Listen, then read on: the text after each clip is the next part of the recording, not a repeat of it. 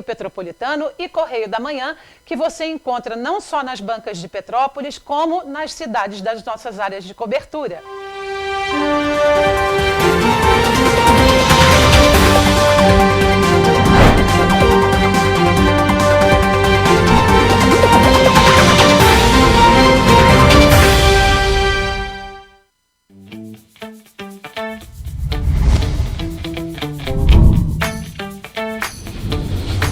TVC, a TV do Correio da Manhã. Direto dos estúdios da TV Correio da Manhã em Petrópolis, começa agora o Correio Petropolitano Debate dessa sexta-feira. Hoje daremos destaque ao início da 34ª edição da Bauerfest, a festa do colono alemão. Nossos repórteres mostram os preparativos para a festa, que começa às 6 horas da noite no Palácio de Cristal e arredores. E ainda uma entrevista com o representante do grupo folclórico sobre as expectativas para a festa. Você vai ver também, a Prefeitura de Petrópolis fará a compensação financeira de 245 famílias do Morro da Oficina. O objetivo é fazer com que as obras avancem. Os desdobramentos do incêndio na garagem da Petroita Cascatinha. A Polícia Civil analisa a perícia da CPTrans. A Polícia Rodoviária Federal apreendeu 27 quilos de maconha na Dutra. Receita Federal abre mais um lote de restituição do imposto de renda. E os destaques do esporte na cidade. O diálogo com o objetivo de valorizar a cultura e o turismo. Eu sou Wellington Daniel e o Correio Petropolitano Debate começa agora.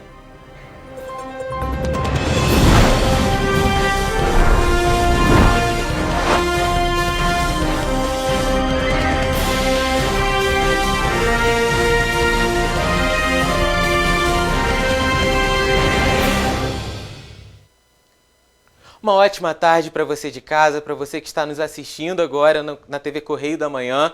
Nós vamos dar destaque nessa edição ao início da Bauerfest e nós já vamos então começar indo ao vivo falar com os nossos repórteres que estão lá no Palácio de Cristal acompanhando tudo. O repórter Gabriel Rates traz mais informações dessa festa para a gente. Boa tarde, Gabriel. Boa tarde, Wellington. Boa tarde a todos de casa. Isso mesmo. Começa no dia de hoje a 34ª edição da Bauerfest. A abertura será a partir das 6 horas aqui mesmo, no Palácio de Cristal. A edição do evento deste ano volta à sua data tradicional, entre os meses de julho e junho, passando pelo Dia do Colono Alemão, que é dia 29 de junho. Também neste ano, a Praça da Liberdade volta a fazer parte do catálogo da programação. Mas as principais apresentações de dança serão aqui mesmo, no Palácio de Cristal.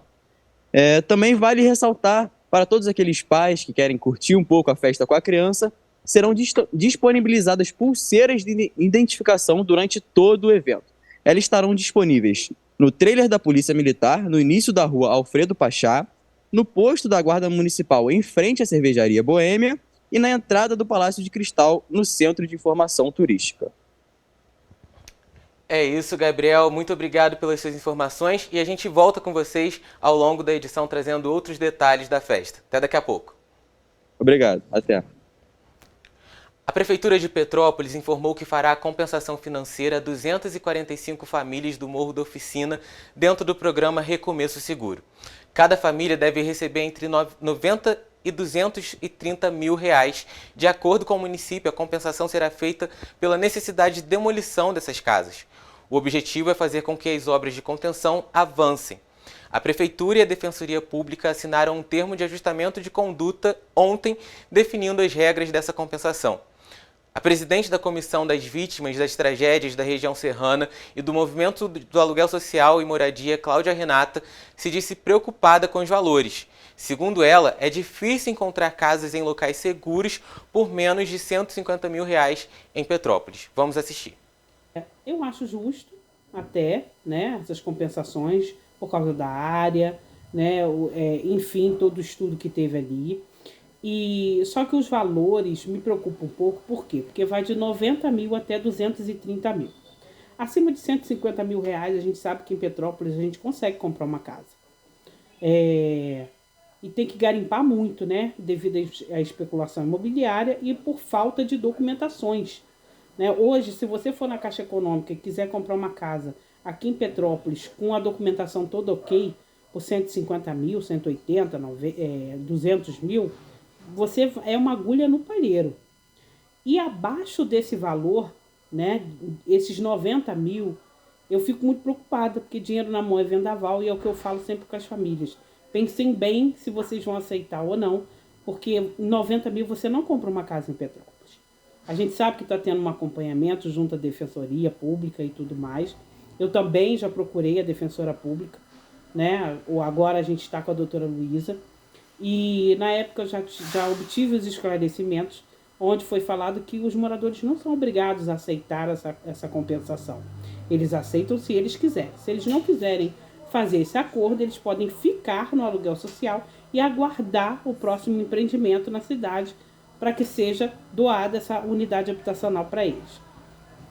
Então, assim, eu como liderança que estou, fico muito preocupada com isso, porque eu já vi isso, porque eu sou da tragédia de 2011 do Vale do Cuiabá, e eu vi isso acontecendo lá. As pessoas pegaram as indenizações, umas gastaram e hoje moram de aluguel, em área de risco, e outras gastaram, conseguiram até comprar, mas não compraram uma casa num local seguro e sem documentação nenhuma. Enfim, então isso me preocupa muito em relação a esses valores e como é que essas famílias vão conduzir isso. Por isso que eu, particularmente, ainda sou a favor da compra assistida. Porque, assim, avaliou a casa, a pessoa tem que arrumar uma casa até no valor que foi estipulado, e aí, né, conforme foi através do INEA, no Vale do Cuiabá, o INEA pegou e comprou a casa. Então, eu sou muito mais a favor da compra assistida, porque aí vai se ter a garantia que essas famílias vão morar em local seguro e numa casa que vai ter uma documentação, para não ter problemas futuros. Tá ok? O vereador Marcelo Lessa é presidente da Comissão de Planejamento, Uso, Ocupação e Parcelamento do Solo, Política Urbanística e Habitação, a Cooperlupos. Disse que este acordo ainda não chegou à Câmara de Vereadores e espera que todos recebam a indenização, mas também considerou o valor de R$90 mil como irrisório. Vamos acompanhar. Olha, a pessoa não vai conseguir comprar uma casa por 90 mil, acho difícil. Eu tenho uma solução para isso, nós temos a solução. A prefeitura tem que arrumar essa solução. A solução é fazer a casa para o povo. Temos terreno. Então você acompanhou aí então os desdobramentos desse anúncio da prefeitura. E você tem acompanhado aqui nos jornais da TV Correio da Manhã os desdobramentos de outro caso, um incêndio na garagem de ônibus da Petroita Cascatinha. Ontem, a Polícia Civil informou que a 105ª Delegacia em Petrópolis recebeu o resultado do laudo pericial da Companhia Petropolitana de Trânsito e Transportes, a CPTrans, que aponta que o incêndio pode ter sido criminoso. Segundo a polícia, as conclusões feitas por perito independente, contratado pelo órgão ligado à Prefeitura, estão sendo analisadas. A Polícia Civil não respondeu se atenderá ao pedido da Prefeitura para acompanhar a investigação. Disse que testemunhas foram ouvidas e diligências estão em andamento para o esclarecimento dos fatos e conclusão do inquérito. As empresas de ônibus também se manifestaram nesta quinta-feira. Disseram estar consternadas com o ocorrido e se colocaram à disposição das autoridades para contribuir com as investigações. Em entrevista à TV Correio da Manhã, a superintendente do Cetranspetro, Carla Rivetti, afirmou que o sindicato foi uma das primeiras instituições a desconfiar que o incêndio poderia ter sido criminoso. Vamos acompanhar, então, o que ela diz sobre os motivos que levaram o Cetranspetro a pensar sobre isso. A proporção, a velocidade em que os veículos queimaram, a gente teve algumas pessoas que falaram que tinham mais de um foco separadamente. E pelo fato da gente conhecer a empresa de ônibus, né, garagem de empresa de ônibus, e assim, se fosse um caso espontâneo, não ia ter uma queima tão rápida, ia poder, certamente, com o próprio equipamento de segurança, né, o extintor do próprio veículo, ia poder ser imediatamente verificado e sanado, né? Então, assim, a experiência no sistema de transporte demonstra que é muito difícil que um incêndio que tenha queimado 78 veículos, né, tenha acontecido de forma devagar, como poderia ser um incêndio espontâneo ali. Então, sem chamar a atenção de ninguém, assim, isso tudo levou a gente a desconfiar, né, a suspeitar, mas a confirmação pegou a gente assim de uma forma... É muito ruim a gente confirmar que, de fato, houve um crime dessa magnitude na cidade. E os veículos, eles tinham seguro, não tinham seguro? Não, Larissa, nenhum veículo, principalmente aqui no estado do Rio de Janeiro, tá? Posso te afirmar, no estado do Rio de Janeiro, faz... Carla ainda afirmou, como nós vimos aí, que nenhum veículo tinha seguro. De acordo com ela, o custo alto faz com que as empresas não façam esta contratação. O Cetrans-Petro ainda se comprometeu em continuar com a retomada dos ônibus. Vamos acompanhar também aí a fala dela falando sobre o plano de retomada do transporte público. Um todo, não apenas uma ou duas empresas isoladamente, e a população, que é, de fato, a mais prejudicada aí nessa história na prestação de serviço público, né, que fica prejudicado. Não há, assim, a gente já vinha, né, com muitas dificuldades provocadas pela pandemia, né, que houve, sim, um prejuízo financeiro muito grande, que está sendo totalmente registrado e já é comprovado e admitido, inclusive pelo Ministério Público, que houve um prejuízo e um desequilíbrio muito grande no sistema de transporte. Não apenas de ônibus, mas no Brasil, porque as pessoas deixaram de se deslocar naturalmente, né? Então, a gente veio de uma pandemia, duas catástrofes naturais, né, que, de fato, principalmente as empresas Petroita e Cascatinha foram muito impactadas, a Cidade Real também na catástrofe, né, principalmente. Também a Petroita e a Cascatinha perderam muitos equipamentos, mais de 40 ônibus ficaram submersos, então eles tiveram essa perda. E aí, depois, esse crime, né? Então, assim, a gente, de fato, confia e espera que as autoridades policiais e a justiça, de fato, consigam chegar, identificar o criminoso ou os criminosos envolvidos no incêndio. Isso nunca aconteceu na história da nossa cidade, que tem, por característica, né, ter um comportamento pacífico, né? E a gente espera que isso volte a predominar, porque a gente se sentiu atacado, né? Assim, o sistema de transporte se sentiu diretamente atacado. Qual foi o intuito de fazer isso? Por que razão? Né? Então, assim, é isso. A gente espera mesmo que as autoridades policiais e a justiça possam chegar a uma conclusão e a identificar, né, os culpados para uma punição exemplar. Você tinha dito que vocês já desconfiavam, foi liberado até um release na época falando que vocês já desconfiavam que era criminoso. Quais os indícios que levaram vocês a pensar isso? Pela proporção, a velocidade em que os veículos queimaram. Então você viu aí a fala da superintendente do Cetrans-Petro, Carla Rivetti. Tivemos aí também um errinho na sonora, mas voltando então aqui, vamos então conversar de novo com os nossos repórteres na rua, lá no Palácio de Cristal. Agora o nosso repórter Eric já está também posicionado, ele vai conversar um pouquinho com a gente sobre o início da Bauerfest e ele traz mais informações. Boa tarde, Eric. Boa tarde, Wellington. Boa tarde a todos que estão assistindo o Correio Petropolitano Debate. Bem, o assunto hoje é Bauerfest, né? A tradicional festa do colono alemão que acontece hoje às 18 horas.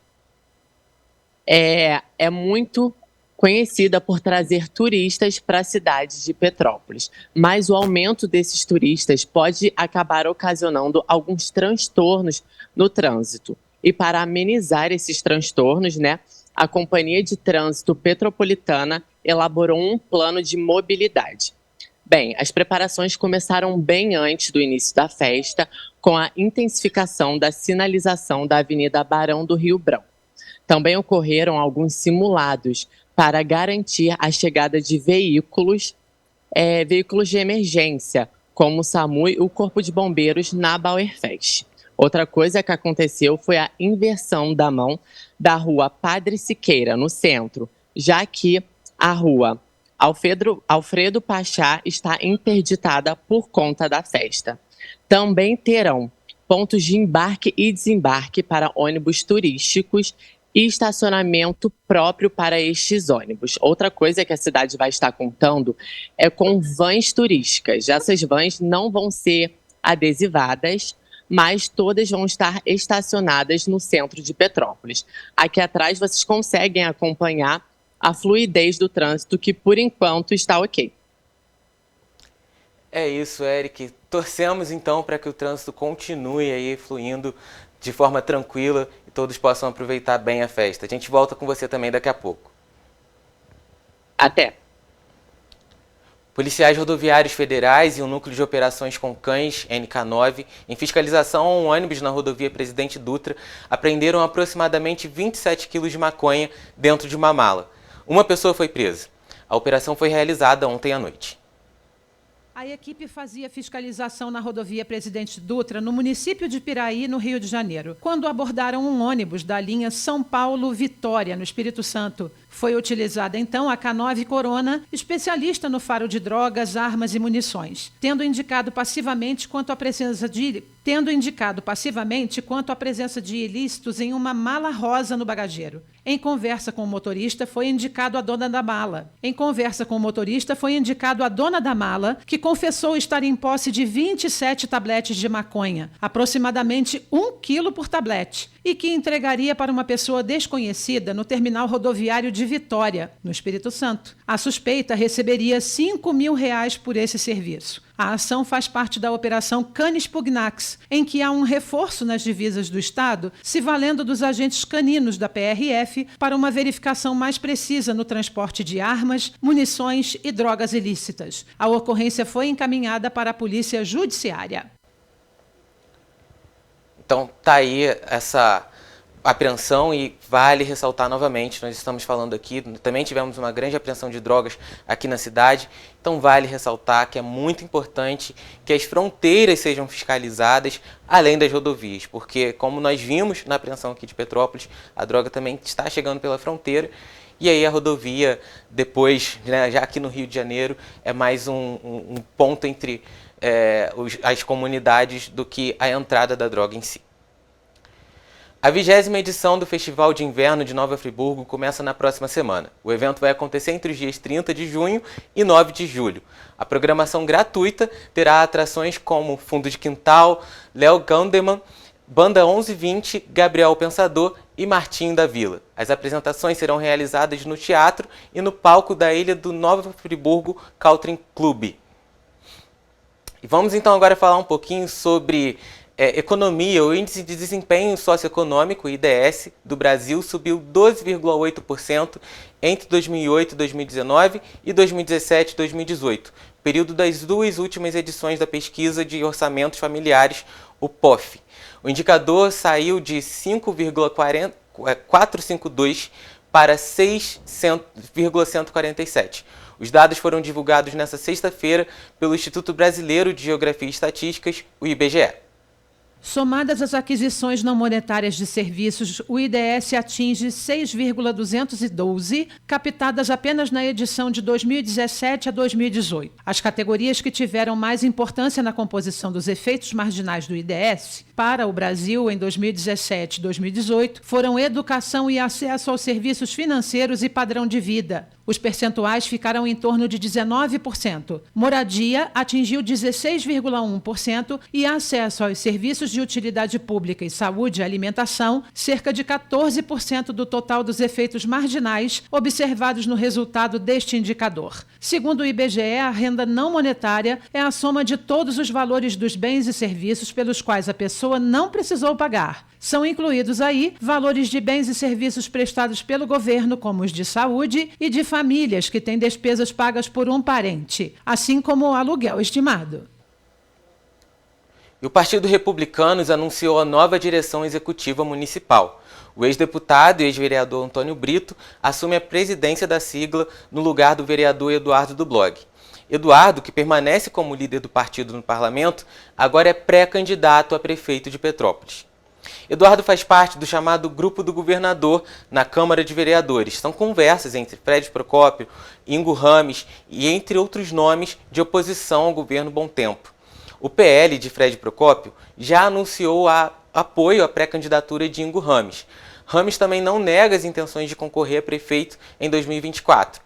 Apesar disso, o Eduardo do Blog acredita que há uma possibilidade de composição com esses nomes, apesar, né, dessa candidatura, dessa pré-candidatura dele, mas que não será por agora. O que deve definir a forma concreta em que a posição de cada um desse grupo vai realmente se efetivar é o início das pesquisas em 2024. Então, essa é uma apuração que nós fizemos hoje de manhã, conversando aí com o Eduardo do Blog, e ele trouxe, então, essa visão dele a respeito disso. Agora vamos falar de economia. A partir de hoje, cerca de 5 milhões de contribuintes que entregaram a declaração do Imposto de Renda à Pessoa Física acertarão as contas com o Leão.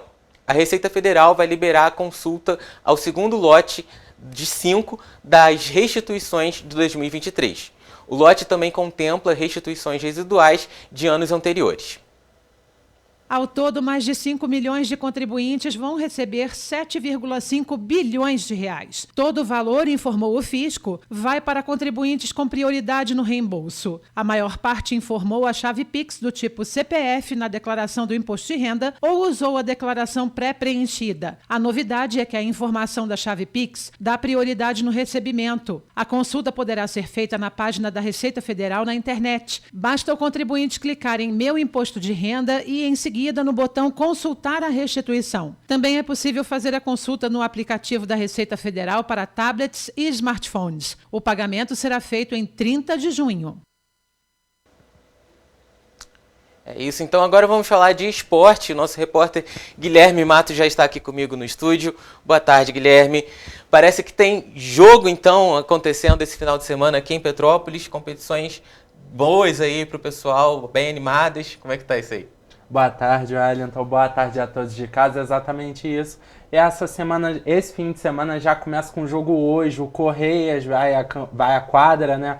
Hoje à noite, às 9h30 da noite. E a gente já até puxa a tabela aí para vocês verem que o Correias joga hoje, Wellington, contra a equipe do Vasco. É líder e vice-líder jogando hoje.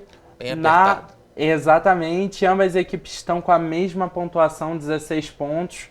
E o Correias vai para esse jogo em casa buscando essa liderança. É importante conquistar a liderança para acabar enfrentando o quarto colocado. A gente acompanha aí que no momento o Vasco é até líder nos critérios de desempate. O Correias está na segunda posição.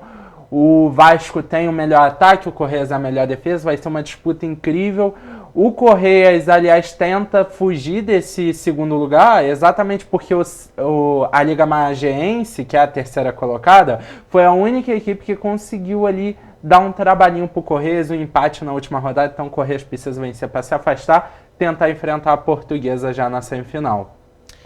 É isso. E você também tem informações sobre o Petrópolis. Petrópolis volta a jogar.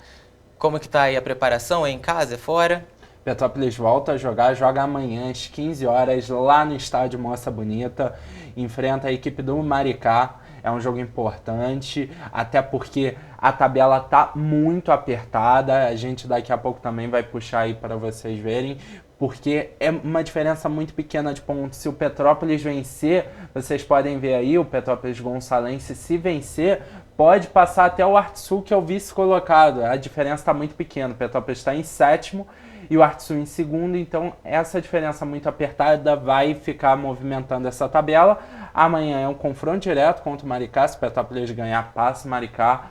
A expectativa é vencer, se afastar um pouco da parte de baixo e voltar a brigar pela classificação buscando o acesso. Vale ressaltar que Petrópolis ainda está se adaptando ao Eduardo Alax, o novo técnico da equipe, que até o momento tem um empate e uma vitória sob comando do time. E agora tenta manter essa invencibilidade em mais um jogo. Também ressaltamos que durante essa semana o Petrópolis fez bastante reforços, anunciou preparador físico novo, anunciou goleiro, atacante. A gente dá destaque para o Magdiel, que jogou no Serrano na temporada passada, foi um dos grandes destaques da equipe numa boa campanha na Série B1. Então a gente fica atento para ver se ele vai poder contribuir também no Petrópolis em busca do acesso à elite do Carioca. É isso, Guilherme. Teve também Brasileirão, rodada do Brasileirão, como que foi? Exatamente, Wellington. Tivemos mais uma rodada de Brasileirão que começou na quarta-feira. Tivemos jogos já, derrotas de... Tivemos o empate na quarta-feira, tivemos empate entre Fluminense e Galo. E ontem os outros 3 do Rio de Janeiro jogaram e a equipe do Botafogo foi a única que saiu com a vitória. O Botafogo acabou conquistando uma vitória pelo placar de 1-0 contra o Cuiabá. Tivemos o Flamengo, que foi em Bragança Paulista e acabou sofrendo um 4-0. Foi algo bem assustador, ninguém esperava muito essa goleada entre Flamengo e Bragantino. E a gente também teve a derrota do Vasco, que jogou em casa contra a equipe do Goiás e acabou perdendo pelo placar de 1-0. Ainda vamos trazer aí para vocês verem as cenas lamentáveis que tivemos em São Januário. A torcida ficou bem irritada, como a gente pode ver. Tentaram invadir, conseguiram até invadir, a polícia teve que intervir. Teve casos de depredação nos veículos dos jogadores, no estádio. Tivemos fogos no estádio. Então o clima ficou bem ruim, que resultou na demissão do treinador Maurício Barbieri. Muito triste acompanhar essas cenas. O esporte é para ser um momento de alegria, de família. Infelizmente a gente acompanhar essa selvageria é muito complicado. Agora, Correias e Petrópolis jogando, quais são suas apostas? Olha, o Correias em casa, hoje jogo pegado, difícil. Na última semana foi um 2-2 com o Magiense. Então eu acredito hoje numa vitória não bem apertada, um 3-2, um 2-1. O Petrópolis fora de casa é difícil, é um jogo realmente difícil. Então eu acredito que um empate em 0-0. Eu fico Petrópolis 1-1 e Correias 3-2. Vamos ver. Anotem aí pra gente ver se tá tudo certo. Muito obrigado, Guilherme, pelas suas informações. Nada, Wellington. Boa tarde. Vamos então voltar a falar de Bauerfest, porque os nossos repórteres já estão também trazendo mais informações sobre essa preparação para a festa. E quem conversa com a gente agora é o Gabriel Rates, que ele vai falar um pouquinho sobre como que está aí a preparação para a festa que começa hoje às 6 da noite. Gabriel, boa tarde novamente. Boa tarde de novo, Wellington. É isso mesmo. Vou falar agora sobre o tradicional concurso da Realeza da Bauerfest. As inscrições se encerram no dia de hoje e o concurso será no dia 2 de julho, às 11 horas. Para quem não sabe, o concurso da Bauerfest ele elege a rainha da Bauerfest e a princesa da Bauerfest. Pela primeira vez, ele acontecerá ao mesmo tempo que o evento.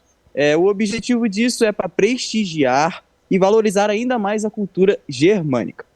As meninas que podem se inscrever são entre 18 e 35 anos, serem residentes na cidade de Petrópolis há no mínimo 2 anos, ter algum vínculo com a história e o significado da Bauerfest e usar um traje camponês no dia do concurso. Além disso, elas têm que redigir uma redação a respeito da história do segmento germânico no ato da inscrição. As premiações serão: a rainha vai ganhar R$4.000, a princesa R$3.000 e a segunda princesa R$2.000. A premiação será paga no encerramento da festa. É isso, Gabriel. Muito obrigado pela sua participação. Uma boa tarde para você e bom trabalho. Boa tarde. Gente, agora vamos falar então da BR-040. Para você que está pensando em sair de casa, fique muito atento. A BR-040 sofreu 2 interdições na manhã de hoje na Serra de Petrópolis. Na subida, uma ventania causou queda de árvore no quilômetro 87, sentido Juiz de Fora. O trecho chegou a apresentar 1 quilômetro de retenção. Na descida da serra, também no quilômetro 87, um caminhão tombou. O trânsito ficou em meia pista e o motorista teve ferimentos leves.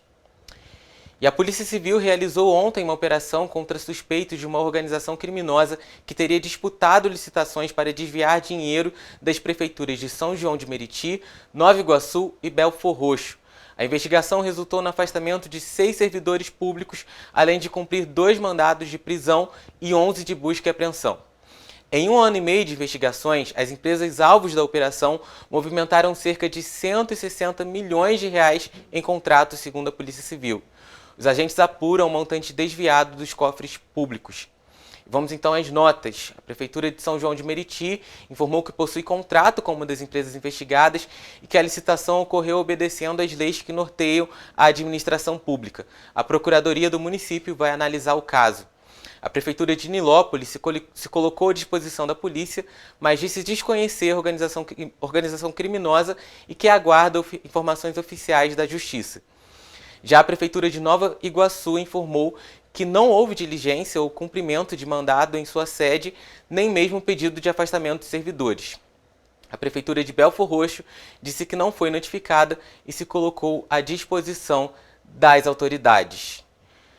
Vamos então agora para o nosso intervalo. Na volta você vai acompanhar uma entrevista também especial para a Bauerfest com Azorílio Ferreira do Vale. Ele vai falar um pouquinho sobre a preparação dos grupos. Já já o Correio Petropolitano Debate volta já.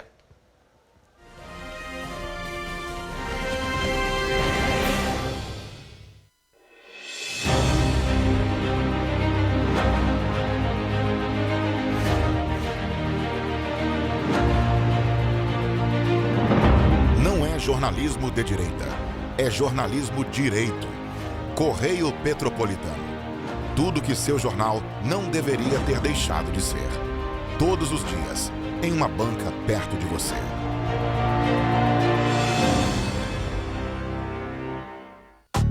Rio de Janeiro, atração o ano inteiro. Tem descanso, tem folia. Noite e dia, alegria. Sol e praia, diversão. No prato ou copo, a festa, o bar, museu ou bloco. Show, cultura, história, gravado na memória e no seu coração. Rio de Janeiro, vem se apaixonar. Rio de Janeiro, vem se apaixonar. Cidades maravilhas, campo, mata, serra e trilha, em estado de emoção. Tem o Rio de Janeiro, que você já ama, e o Rio, que ainda vai conquistar você. Apaixone-se pelo Rio. Rio de Janeiro, vem se apaixonar. Rio de Janeiro, vem se apaixonar. Governo do Estado do Rio de Janeiro. Para ter mais qualidade de vida, conte com a maior rede de academias de Petrópolis. Aqui na Cooper, com uma mensalidade, você utiliza todas as unidades. Centro, Bingen, Itamaraty e Itaipava. Com planos a partir de R$ 84,00, a academia oferece ambientes modernos para você cuidar da sua saúde com segurança. Os espaços contam com dezenas de aparelhos de musculação, diversos equipamentos para aeróbico e funcional. Além, é claro, de profissionais qualificados e uma extensa grade de aulas coletivas, que inclui dança, bike, jump, wolf fit, step fit, entre outras. Nossas estruturas são equipadas com salas de musculação e aulas coletivas, salas de avaliação física e nutricional, vestiários e estacionamentos amplos. Venha nos fazer uma visita e surpreenda-se!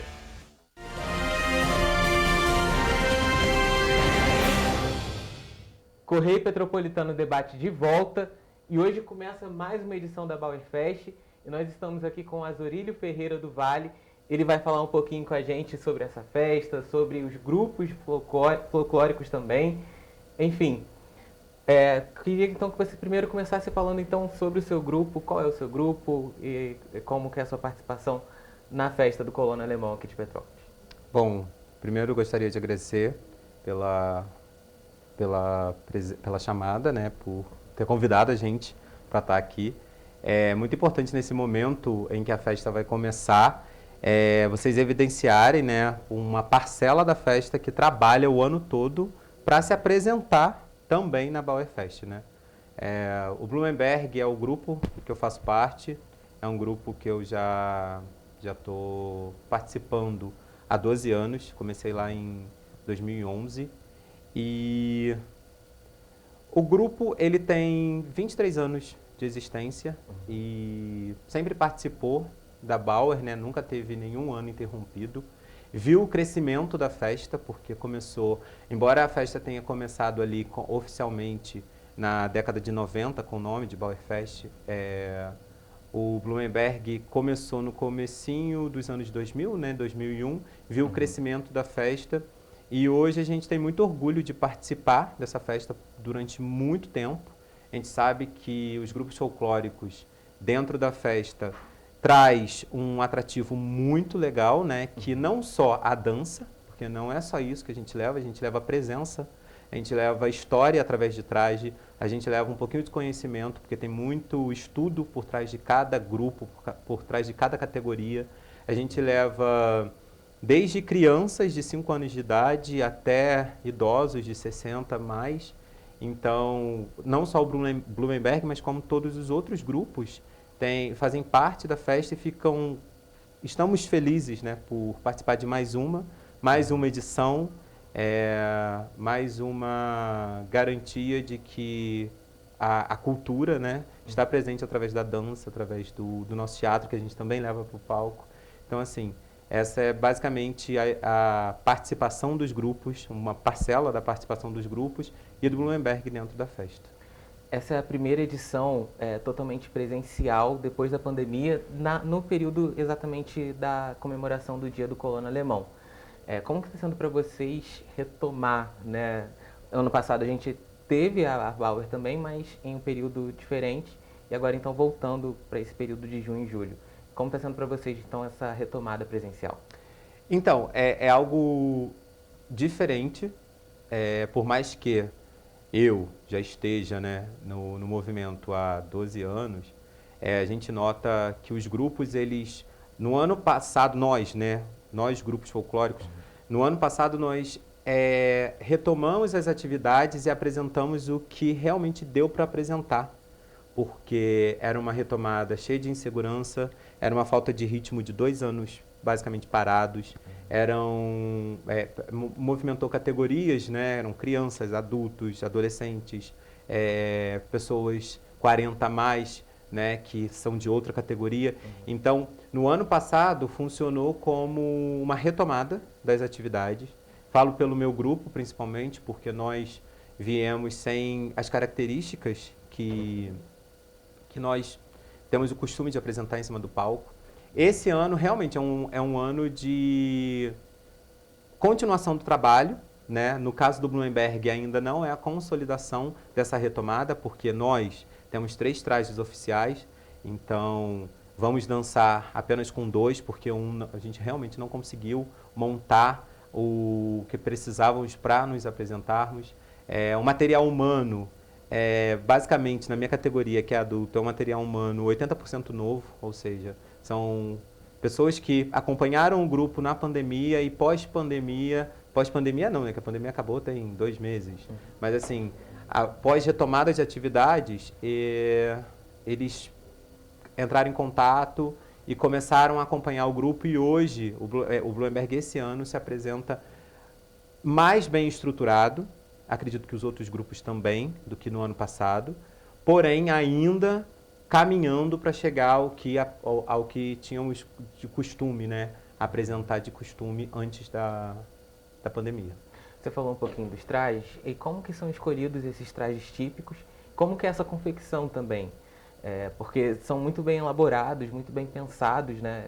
Como que é esse processo?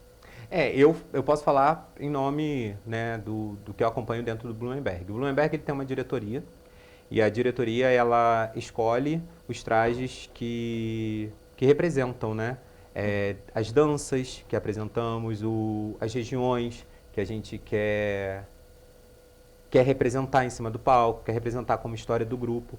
Então é assim que a gente escolhe. O adulto tem 3 trajes oficiais, tem esse que é do Tirol, tem um outro traje que é do Viena, tem um traje pomerano, nós temos os trajes do infantil, do juvenil e do master que acompanham essa mesma linha essa mesma área, né, de estudo.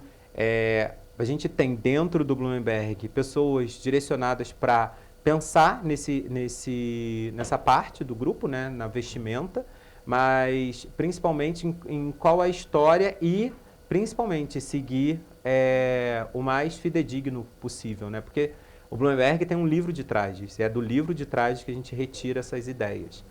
Hoje, quem confecciona os trajes do Blumenberg é a Eunice. Ela é uma costureira, parceira do Blumenberg de longa data, né, mais conhecida como Nice. Ela é a responsável por preparar tanto os trajes femininos quanto os masculinos. Pouquíssimas coisas, pouquíssimas peças, né? A gente precisa terceirizar ou mandar ou pegar de outro local, né? E não só ela, como a senhora também que confecciona as meias, também faz parte dos nossos trajes. É uma senhora já que tem uma idade avançada e que é ela que produz as meias, né? Só o Blumenberg esse ano foram mais de 100 pares de meia, entendeu? Contando os integrantes que pediram mais de uma, né? Nós hoje somos 80, então deu mais de 100 pares. Tem a questão dos sapatos, que a gente também tenta padronizar para seguir, né, o que é passado para a gente através dos livros. Então, é escolhido através de estudo, através de representatividade, através do que o traje, como que o traje representa a história, como que o grupo quer representar a história do traje, né? O Blumenberg trabalha muito em cima disso. E como que é esse financiamento, né? Porque é um custo também, acaba sendo elevado, o material, por mais que as pessoas às vezes consigam fazer de forma voluntária, mas o material tem esse custo. E como que é esse custo para o grupo? Então, na verdade, tudo tem um valor, né? Uhum. A mão de obra da costureira, a mão de obra da senhora que faz a meia, o sapato. O Blumenberg, ele produz muito evento, né? E apresentação. Então, mês de outubro, a gente trabalha bastante, porque a gente viaja bastante. São apresentações remuneradas. Durante o ano, a gente procura estar sempre promovendo eventos para que esses eventos possam ajudar, né, a angariar fundos para que, quando a gente tem a ideia de ter um traje, e não é só a produção do traje, porque tem a manutenção. Esse traje, por exemplo, é de 2014. Então, para ele ser mantido do jeito que ele está, ou então entra um outro integrante e o traje ele vai sendo repassado, né? Então, a gente precisa ter uma manutenção desse traje, então também gera um custo.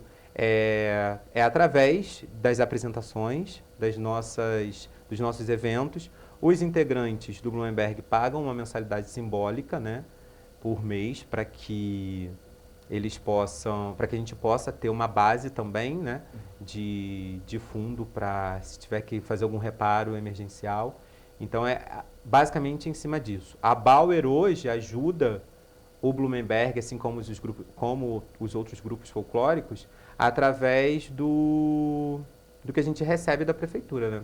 Tem um cachê pago no período da Bauer, né? Que nós, grupos folclóricos, nós trabalhamos o ano todo, e é na Bauer que realmente a gente recebe alguma ajuda da prefeitura em troca do trabalho, né? Em troca da apresentação que a gente faz.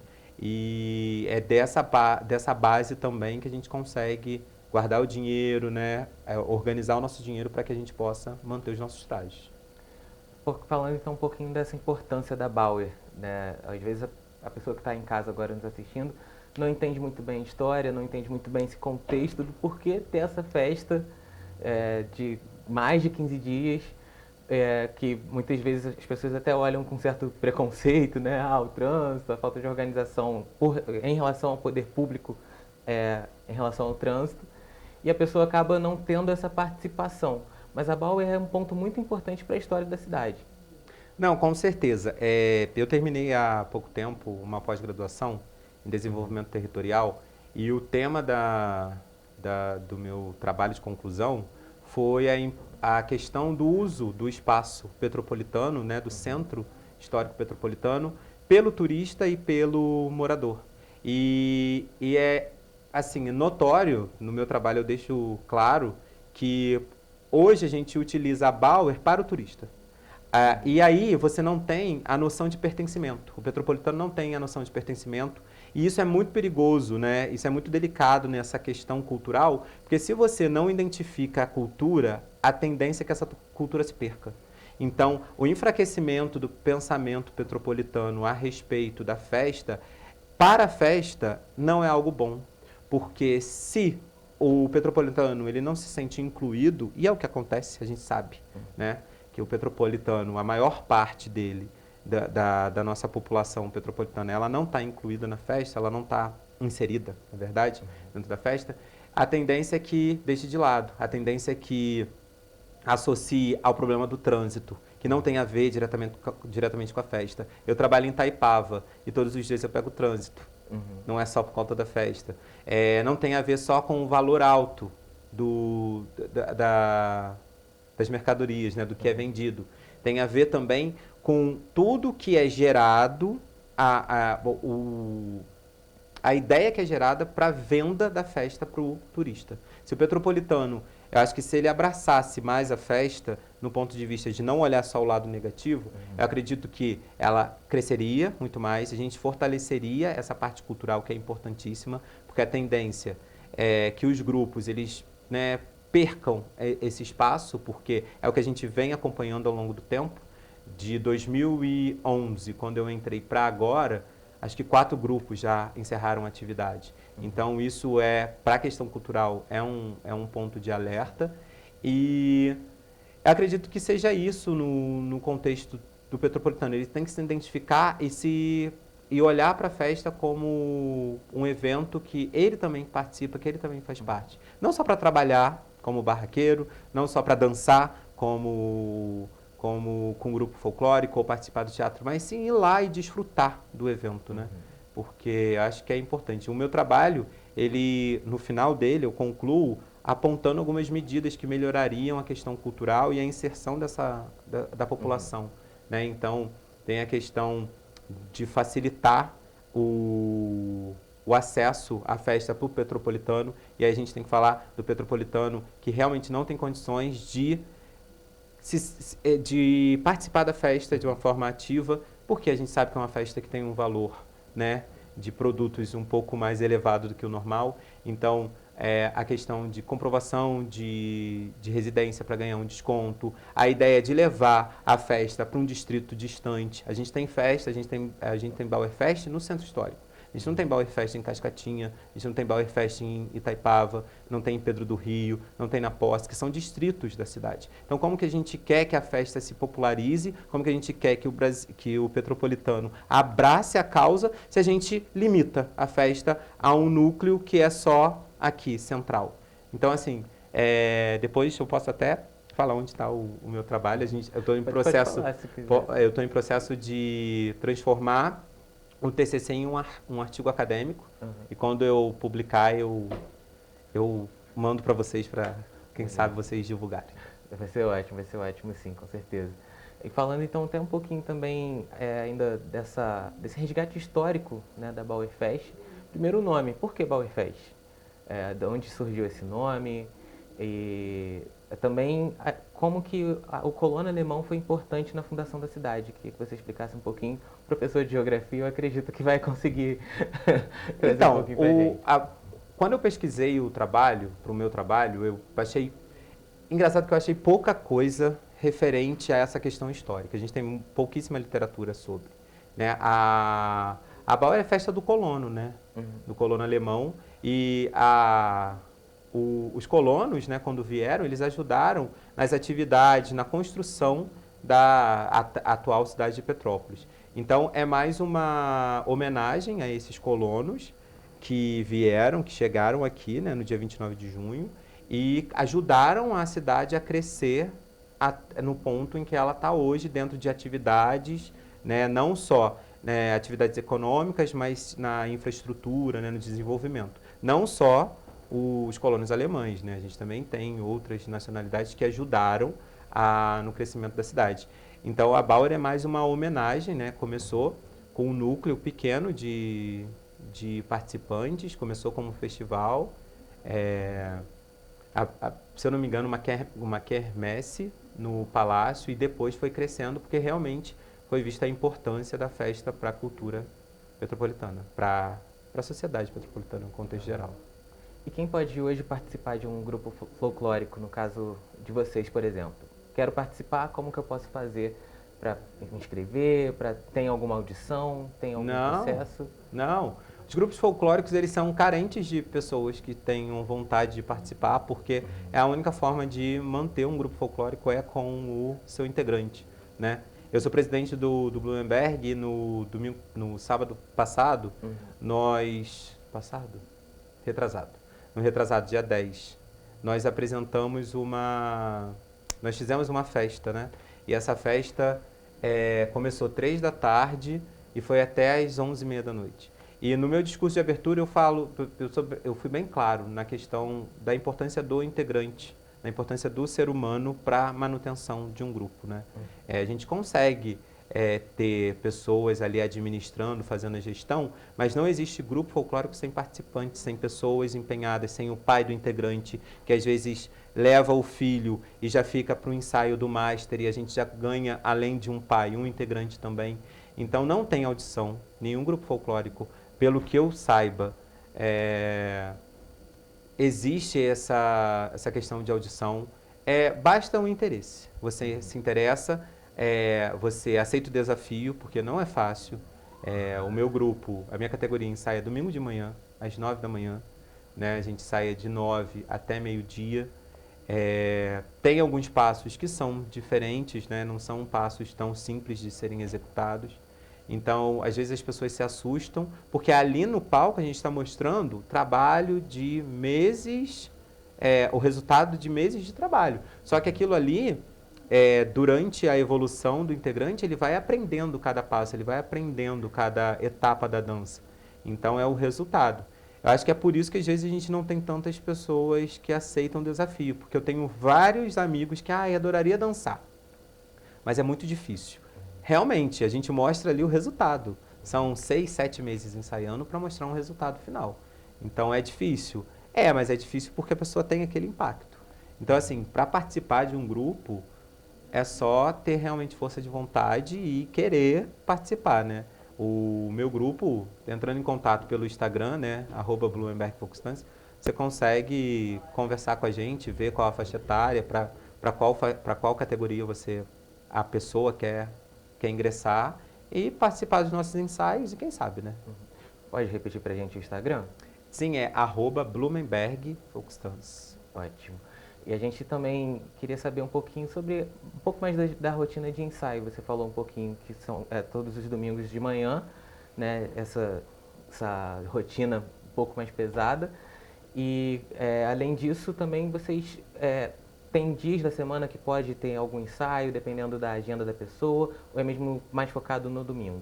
Não, então, nós temos 4 categorias. A categoria infantil ensaia às sextas-feiras, a partir de 18h30 até as 20 horas. Né? Por quê? A gente pensou no seguinte, nós tínhamos o ensaio do infantil no sábado, e a gente tinha muita ausência, porque a criança ou tinha um aniversário, ou a criança tinha um passeio, então a gente tinha muita ausência por conta do sábado. Então, vamos colocar na sexta, porque a criança sai da escola, vai, né, a gente ensaia, todos os ensaios do Blumenberg acontecem ali no Santa Catarina, ali na... esqueci o nome, Monte Caseiros. Na Monte Caseiros. Então, as crianças saem da escola, vão direto para o ensaio, ensaiam até 8 e tem um final de semana livre. Né? Então, isso a gente conseguiu concentrar bastante criança. Até 2, 3 semanas atrás a gente estava aceitando criança dentro do grupo, porque vai chegando a Bauer, eles ficam com vontade, né? Então, o infantil é de 18h30 às 20h. O Master, que é a categoria pós-adulto, né? Que é o pessoal de... Tem pessoal de 40 dançando no adulto, mas a gente fala que é o pessoal de 40 a mais que está dançando no Master. O Master ensaia de 8 até as 10, na sexta-feira também, por conta de já serem mães de família, pais de família, então não prendeu o final de semana deles. O nosso infantil, o nosso juvenil, ensaia na segunda-feira, também no Santa Catarina, de 18h30 às 20h30, porque seguindo o mesmo pensamento do adolescente, né? E aí o juvenil é a faixa etária de 11 até as 17. O adolescente sai da escola, vai, ensaia e não prende o final de semana deles, que tinha o mesmo problema do infantil. E o adulto é o único que ensaia no domingo, no final de semana, por conta da rotina, né, do adulto. Porque geralmente o pessoal trabalha de segunda a sexta, tem outros compromissos durante a semana, não consegue encaixar tão bem esse ensaio durante a semana. E o domingo de manhã é o consenso maior, é o que todo mundo consegue participar. Só que a nossa rotina para Bauer, né, a gente ensaia de 9 até meio-dia e 30, meio-dia e 30. Só que para Bauer a gente ensaia de 9 até as 16. Ou seja, o dia todo é muito amor envolvido, né? Porque é o dia todo ensaiando e vendo questões de traje, vendo questões do grupo também ali junto, né? A gente aproveita o domingo para resolver um monte de coisa e intensifica mais próximo da Bauer. Não só o adulto, mas as outras categorias também. No Sul a gente tem também bastante festas, né, do Colono Alemão, são bem famosas. Agora também São Paulo está começando a ter. Vocês também viajam para esses locais, para essas apresentações? Quais são as outras apresentações além da Bauer que são as principais que vocês realizam? Então, o Blumenberg, ele gosta muito de participar da Deutz, do bairro Borboleta, em Juiz de Fora, que é uma festa que acontece num bairro, mas ganhou uma proporção muito legal, né? Ela foi se desenvolvendo e eu acompanhei isso porque ela começou numa parte e aí agora ela já ocupa uma área de cima da festa e uma rua toda. Então, assim, se expandiu. O Blumenberg sempre se apresenta lá. Nós também nos apresentamos entre finalzinho de setembro e o mês de outubro na Oktober do Sociedade Germânia, que é um clube alemão lá da Gávea, né? Todos os anos eles convidam a gente vai, se apresenta, a gente passa uma tarde lá bem agradável. São pessoas que vão lá, almoçam e depois ficam, assistem a nossa apresentação. O Blumenberg, de fixo, assim, é o que a gente mais costuma participar. É o que eu te falei, o Blumenberg promove muito evento. Então, a gente tem uma agenda ocupada, porque pode não parecer, a diferença de 2 meses passa assim, e é um compromisso muito grande, né? Você produzir um evento. Então, tem os nossos eventos, que também são calendário fixo. Só antes da Bauer, a gente de janeiro até junho, a gente tem 2 eventos oficiais, né? Que é sempre um almoço no mês de março e abril ali, e a nossa Deutz, que foi a que aconteceu agora no mês de junho, e depois tem sempre o nosso Café Colonial, né, que acontece lá no mês de novembro, para meio que encerrar as atividades do grupo. O Blumenberg já participou de apresentações no sul do país. Nós fomos para Forquilhinha, na festa que eles promovem lá de 2 em 2 anos, muito interessante. Ir para o sul, para a gente que dança, a gente nota um outro aspecto da dança, né? Uma outra característica, porque eles, assim, eu fico apaixonado pela forma que eles dançam empolgados demais, aquela coisa, o sorriso é leve, sabe? Aqui a gente tem também isso, mas eu acho que a gente tem uma pressão, não sei, parece que sente uma pressão maior. Não entendo, é algo que só quem dança e vai para o sul consegue explicar.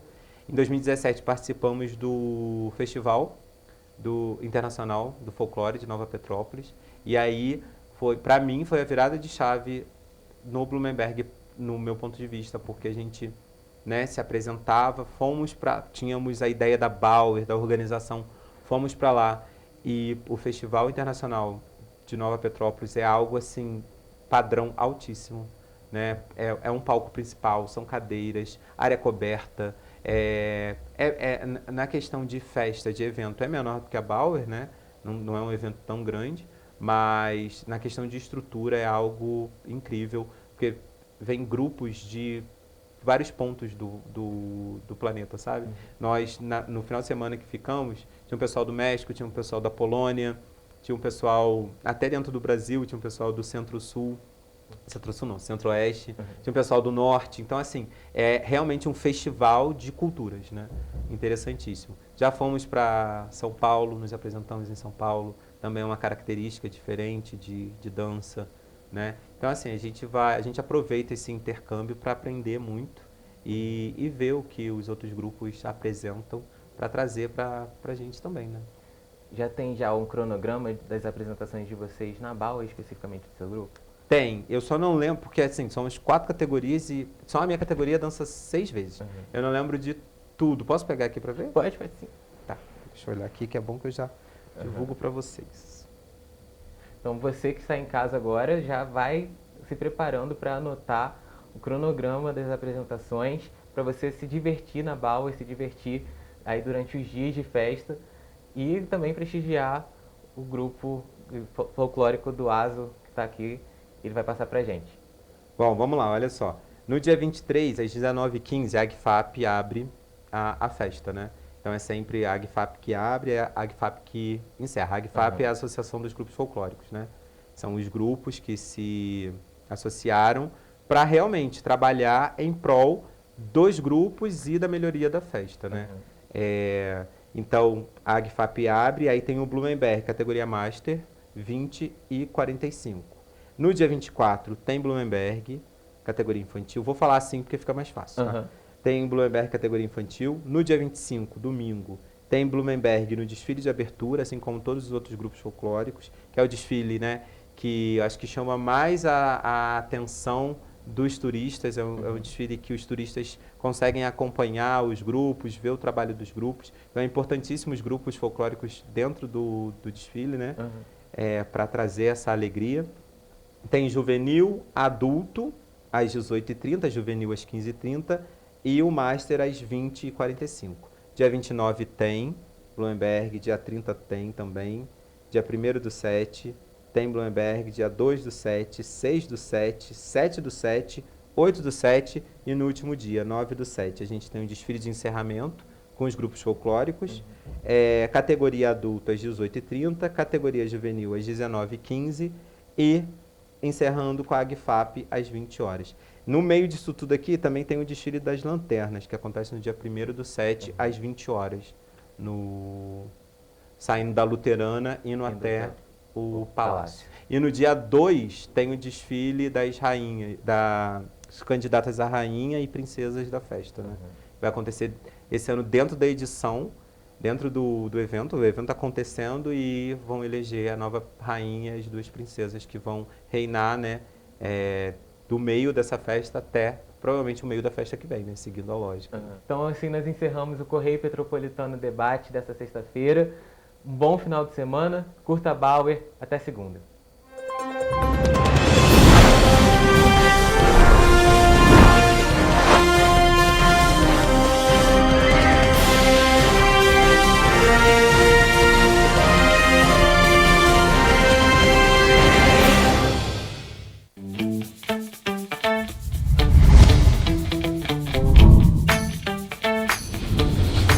TVC, a TV do Correio da Manhã. Para ter mais qualidade de vida, conte com a maior rede de academias de Petrópolis. Aqui na Corper, com uma mensalidade, você utiliza todas as unidades: Centro, Bingen, Itamaraty e Itaipava. Com planos a partir de R$ 84,